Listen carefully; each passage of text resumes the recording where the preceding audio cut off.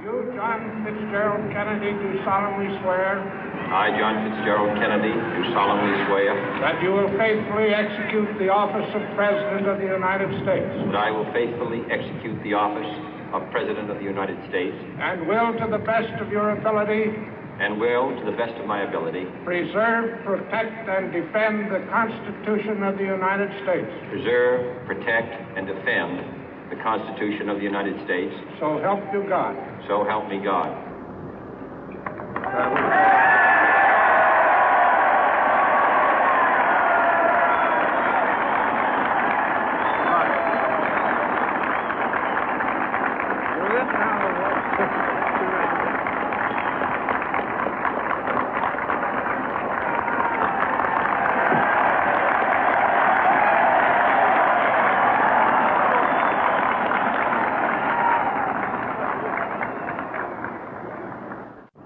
Vice President Johnson, Mr. Speaker, Mr. Chief Justice, President Eisenhower, Vice President Nixon, President Truman, Reverend clergy, fellow citizens.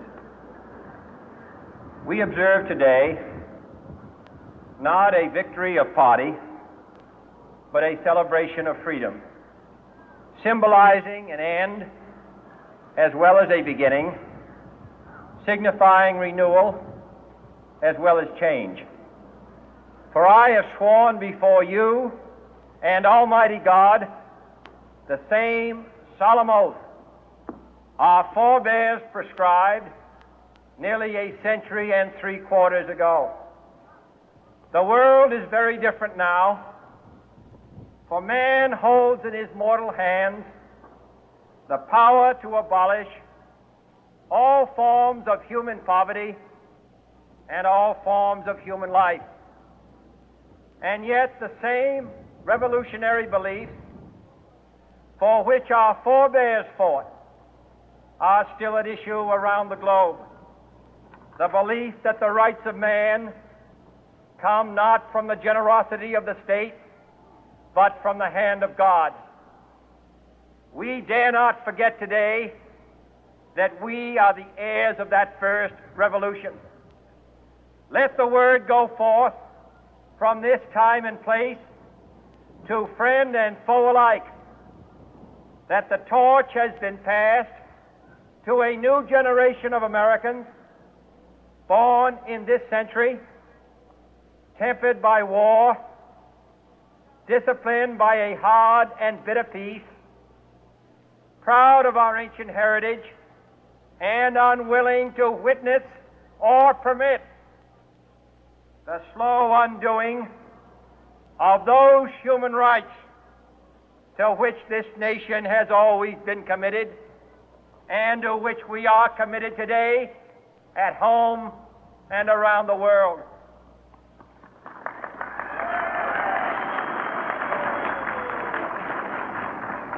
Let every nation know, whether it wishes us well or ill, that we shall pay any price, bear any burden, meet any hardship, support any friend, oppose any foe to assure the survival and the success of liberty.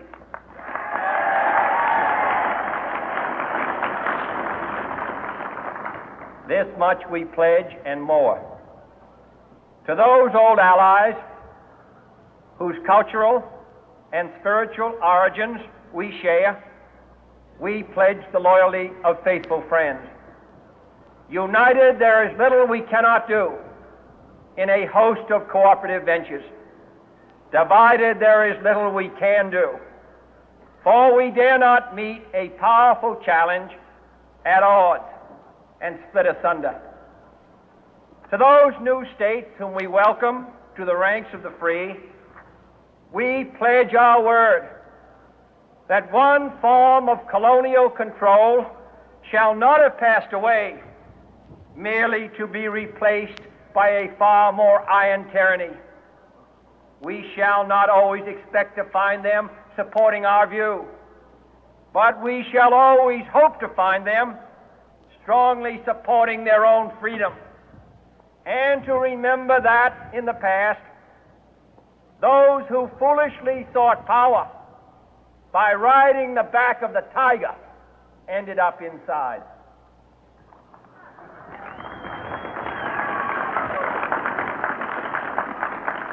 To those people in the huts and villages of half the globe struggling to break the bonds of mass misery, we pledge our best efforts to help them help themselves for whatever period is required, not because the communists may be doing it, not because we seek their votes, but because it is right.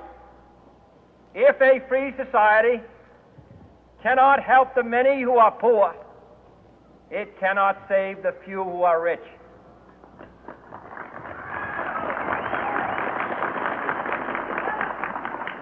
To our sister republics south of our border, we offer a special pledge to convert our good words into good deeds, in a new alliance for progress, to assist free men and free governments in casting off the chains of poverty. But this peaceful revolution of hope cannot become the prey of hostile powers.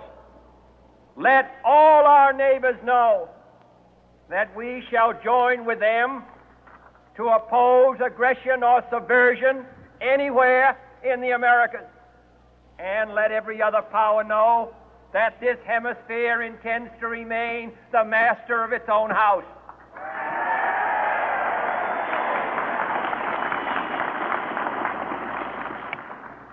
To that World Assembly of Sovereign States, the United Nations, our last best hope, in an age where the instruments of war have far outpaced the instruments of peace, we renew our pledge of support to prevent it from becoming merely a forum for invective, to strengthen its shield of the new and the weak, and to enlarge the area in which its writ may run. Finally, to those nations who would make themselves our adversary, we offer not a pledge, but a request that both sides begin anew the quest for peace.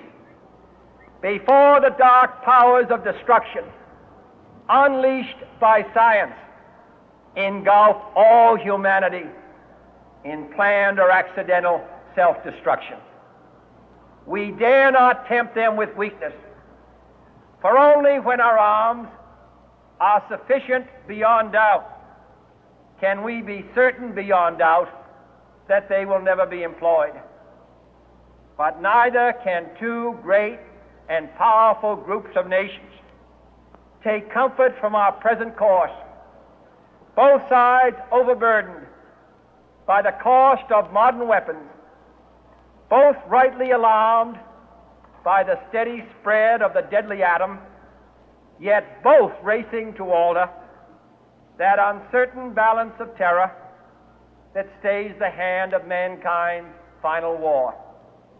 So let us begin anew, remembering on both sides that civility is not a sign of weakness, and sincerity is always subject to proof. Let us never negotiate out of fear, but let us never fear to negotiate.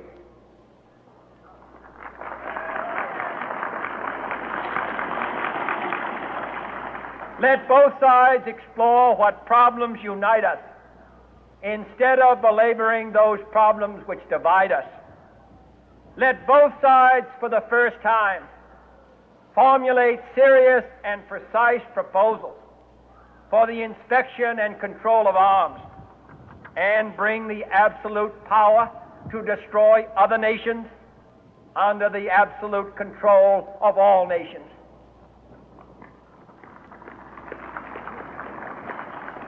Let both sides seek to invoke the wonders of science instead of its terrors. Together, let us explore the stars, conquer the deserts, eradicate disease, tap the ocean depth, and encourage the arts and commerce. Let both sides unite to heed in all corners of the earth the command of Isaiah to undo the heavy burden and let the oppressed go free. And if a beachhead of cooperation